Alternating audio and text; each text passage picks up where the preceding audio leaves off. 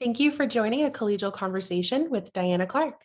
Today, Diana is joined by Jeffrey Siegel, founder and CEO of Jeffrey Siegel Wellness.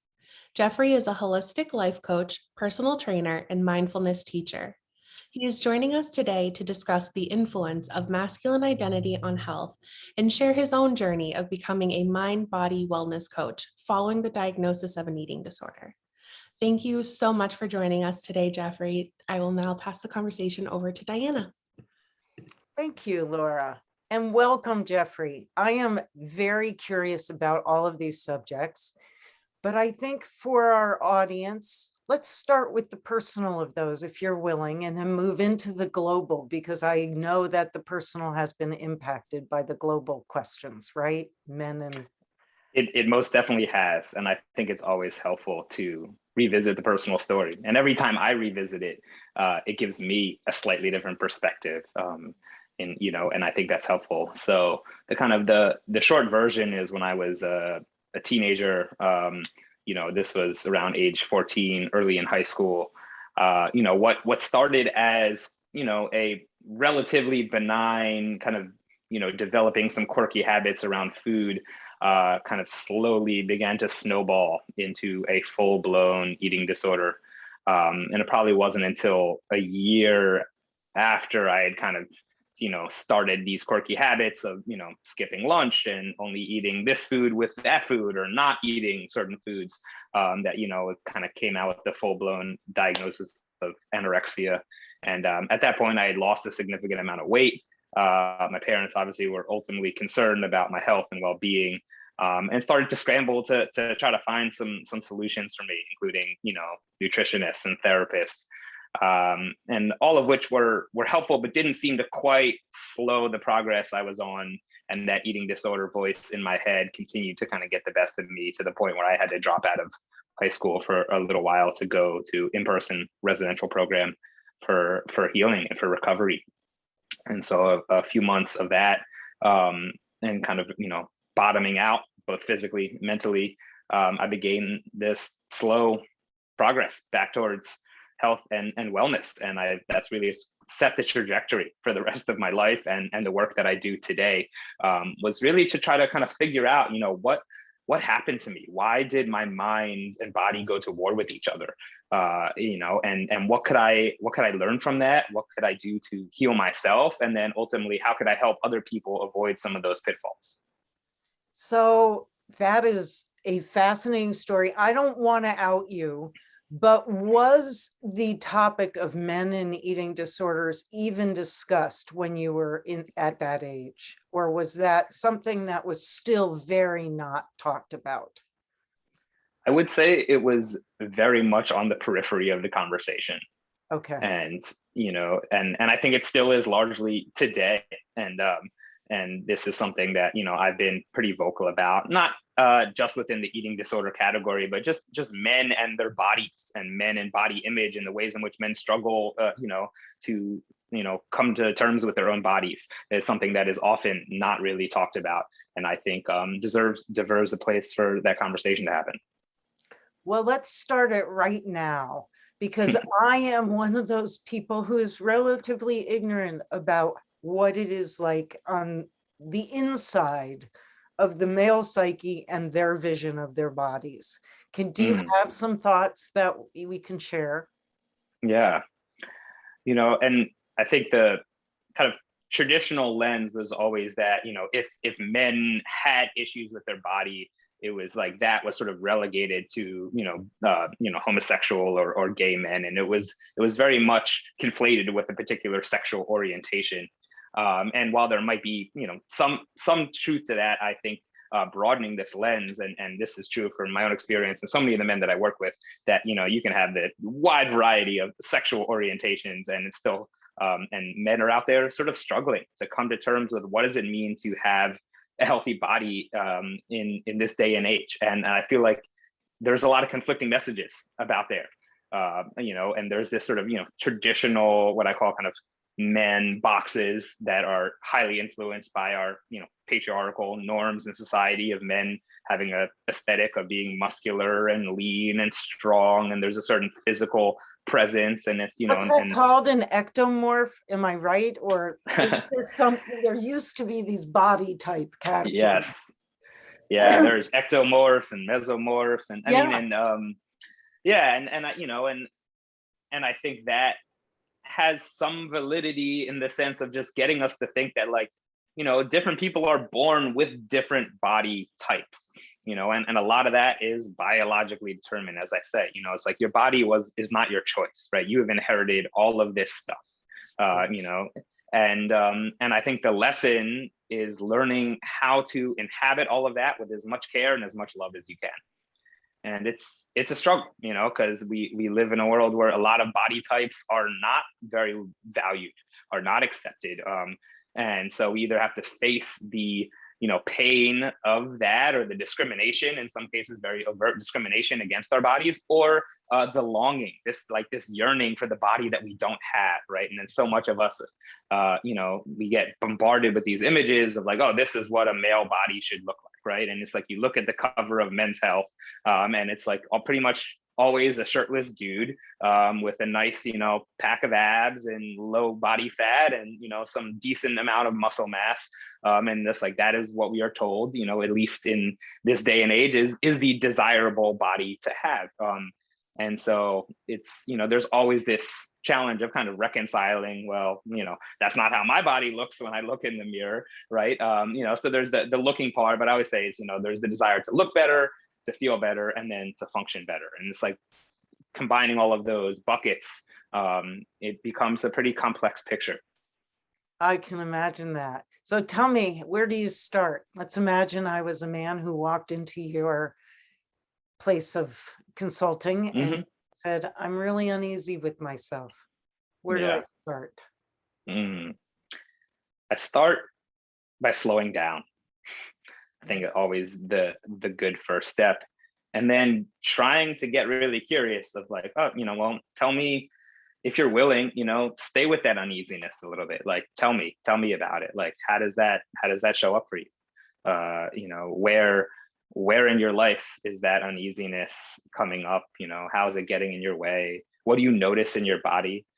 So developing that ability to come back. And this is, a lot of that mindfulness, that somatic experiencing, I think is a big thing. I think a lot of men, and again, not just men, but our society in general is very disembodied, is very disconnected from our bodily signals. And this is a huge problem, because like, how are we supposed to take care of something well if we can't really notice what it's telling us? Or even if we're noticing it, we ignore it, right? Yeah, we ignore it, right? We good at ignoring. Oh my God. Totally, we are totally good at that, and there's something, especially true of both food and exercise, right? These are incredible places in our lives that we can use to either become, more connected to our bodies or become disconnected, right? And it really just depends on how you use these things. And I'm sure that probably everybody here, and people listening have had that experience of, food being used to disconnect, right? The mindless eating experience, the eating while driving, the eating while watching TV, the eating while working, is something that it's become so normalized, right? Or the eating to deliberately change some state, right? To change because you're feeling something uncomfortable in your body, and you're like, I'm just going to eat this to try to push that feeling out, right? And so again, that's a sort of a disconnected denial or rejection of our body's feeling. And the same, can be true of exercise. You can exercise really mindful, or you can exercise in a very disembodied, disconnected way that really just numbs you out, or completely ignores what your body's telling you, which, as we know, can lead to injury and all sorts of issues. And so I'm always encouraging people to, if possible, right, try to do the things that are going to bring you back into connection with your body. And some of that is a lot of, unlearning these patterns that, been practicing consciously or unconsciously. And promoted by our culture, right? Mm-hmm. So you're asking people in some ways to swim upstream. I am, and I pause and I sigh, because I do feel like it is an upstream battle, and I do feel like our culture and society in general is not a particularly healthy one, and to a certain extent that is it allows me to do the work that I do. Is like, I like, I like to say, like, I wish I didn't have a job, but, Right. again, like, this is the condition and the state that we're in. And so, hey, yeah, recognizing that we do have a fairly sick society, and there's a great book by Pilar, I forget her last name, she talks about becoming a healthy deviant, which I always thought was a really interesting way of phrasing it. And I do think it takes a certain amount of confidence, of self-reliance, and then a hell of a lot of social support. I don't want to ever forget that aspect. It's like making sure you've got the right people and environments. That's what makes it sustainable, because you can only willpower your way through this, to a certain point. Absolutely. Absolutely. So we talk about food, we talk about exercise. The third one that people that I hear ignore is sleep. Yes. They're And like this in front of the TV at midnight, knowing that they should be sleeping, right? yeah. hmm Again, I've had those moments, and it's something that I kind of pride myself, both my wife and I, like, we do a really good job protecting our sleep. And I think the most important thing that we do is just getting to bed as early as freaking possible. And we know, like, there reaches a point at the end of the night where we're like, you're at a crossroads. You're like, well, I could go downstairs and I could turn on the TV, or I could go back to the computer, or, it's like, I could do this thing where I'm going to start to engage some other media. And that opens up this doorway to, minutes and hours later getting 2 more caught up in hours, stuff. in Right. my experience. Yes. Or the opposite, where we're like, you know what, we're gonna just read, or we're gonna get in bed and read, or just relax. It's like, we're gonna start that wind down routine. I'm gonna brush our teeth. It's like, I do those things that you're gonna do before you go to bed. And I find it's just like consistently making that decision to get in bed earlier, if possible, is tremendous. And yeah, so sleep is a huge thing. I think it's, I hate to, prioritize of like, oh, this is the most important, but like, diet and exercise and stress management, all of these things are essential for well-being, but I'd say sleep is one of my top things that but you can't look at it in isolation, because it's like your environment, your mindset. There's so many things that go into it. Even again, back to the nutrition, nutrient deficiencies. If you're having issues sleeping, we need to look at everything from the vitamins that you're consuming to your gut microbiome. Like, all of this stuff can impact your sleep, and your circadian rhythms and your hormone production.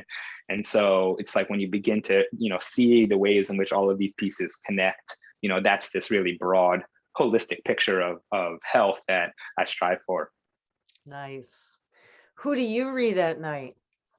You just Mm. mentioned you could go read. Who do you read? I do. If I could take you into my bedroom now, you would see this very large stack of books I have sitting on my nightstand. I have you could either call it a wonderful or a horrible tendency of not finishing books. I'm really good at reading half a book, and then my mind jumps onto some other thing that it gets really excited about, and I start some other book. And then I also have my Kindle with a bunch of books in that. So sitting on my shelf right now, I have everything on books about mindfulness, Mindfulness of Race by Ruth King. I have books about play. I have books about the subtle body, and sort of more of the energetic qualities of our body in there. And I have books about business and marketing, and how to run a successful company online. And so it's like, these are the things that kind of occupy most of my bandwidth. No fiction. You're hitting a soft point in there, because I've had this conversation with my wife. Yeah, I read a lot of nonfiction, and I recognize that there is a gap, there's a blind spot, and I'm like, and it's not that I dislike fiction. I did just read The Overstory, which was a fantastic book, kind of fiction about trees and humans, and I really enjoyed that one. So yeah, I think it's more of just finding the right fiction for me that makes the difference. That speaks.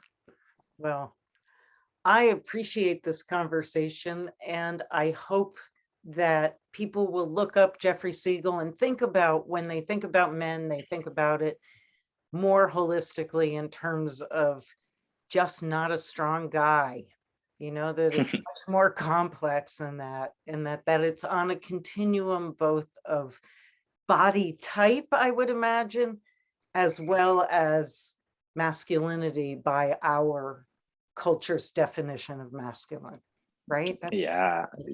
I mean, and I think there's, we all have to go through this process of, reconciling, again, this sort of the cultural expectations, pressures, stereotypes that are put on all of us, right? Men and women, they're different, but they each have those boxes of like, this is how you should look, this is how you should behave, right? And so it's like seeing those messages coming in and then listening to ourselves and listening to our body and figuring out what is our truth, what is my truth here, and what is going to be the body that is actually going to bring me the most joy and satisfaction and strength, the body that's going to help me do the things that I want to do in the world.